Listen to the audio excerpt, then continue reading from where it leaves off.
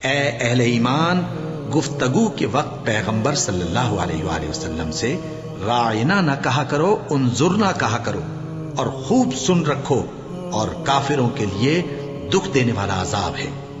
جو لوگ کافر ہیں، اہل کتاب یا مشرک، وہ اس بات کو پسند نہیں کرتے کہ تم لوگوں پر تمہارے پروردگار کی طرف سے خیر و برکت نازل ہو، اور اللہ تو جس کو چاہتا ہے اپنی رحمت کے ساتھ خاص کر لیتا ہے، اور اللہ بڑے فضل کا مالک ہے۔